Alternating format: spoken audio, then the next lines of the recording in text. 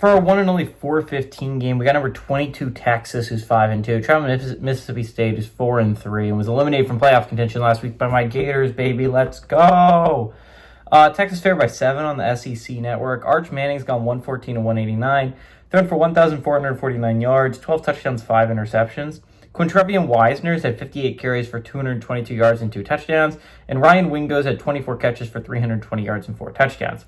Blake Shapen has gone 124 and 185, thrown for 1,525 yards, 9 touchdowns, 5 interceptions. Fluff Bothwell's had 84 carries for 465 yards and 6 touchdowns, and Brennan Thompson's had 29 catches for 533 yards and 4 touchdowns.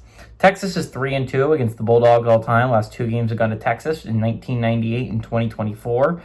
Texas is 0-1 when traveling to Mississippi State, though, when they are 0-1 in one-possession football games against the Bulldogs.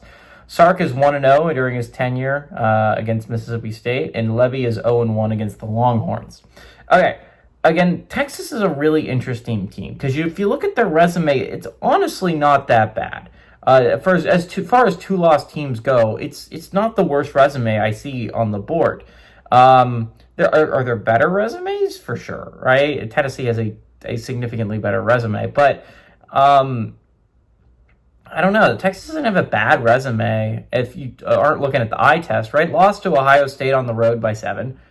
That's not an atrocious loss to have on the resume. The Gators' loss isn't great considering there's already a 4-loss squad that's likely going to get more. But it's definitely manageable as a 2-loss team, right? We saw Tennessee make the playoffs last year, losing to 6-6 Arkansas, right? So it's definitely still manageable. They have a win over Oklahoma, a team that only has 1 loss right now and could easily be a very big piece of this playoff picture, right? So again, Texas isn't sitting the worst resume-wise. It's the eye test that makes me not believe in them, right? If you've watched them against Power 4 opponents, they've played, 4, I think now. They played Oklahoma, Kentucky, Florida, and Ohio State. And outside of the Oklahoma game, I thought that was them turning the corner.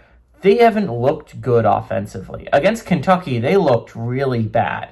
They had to go to overtime with the worst team in the conference. That's not like a great sign. And yes, you're at Kentucky. Yes, better teams than you have struggled against Kentucky. Ole Miss struggled against Kentucky.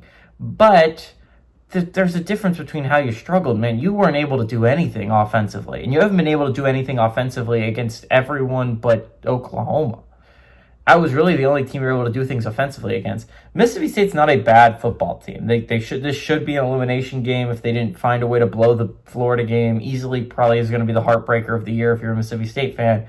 But this is a game that is very winnable if you're the Bulldogs. Texas isn't a great team. I don't think this is a team long for this playoff conversation because even if they find a way past this game, they got games against A&M, Georgia, still on that schedule. Not to mention that's a trip to Georgia they got coming up. That seems they have Vandy on the schedule. That one will be at home, but still, I do not expect them to win all 3 of those. And so I don't think Longhorns are long for this playoff world, but I think their playoff hopes end right here. I think the Bulldogs are a pretty good football team. They're back at home. They're on a little bit of a losing streak. I think they get themselves right and they pull off the upset. Give me the Bulldogs to pull off the upset at home and storm the field.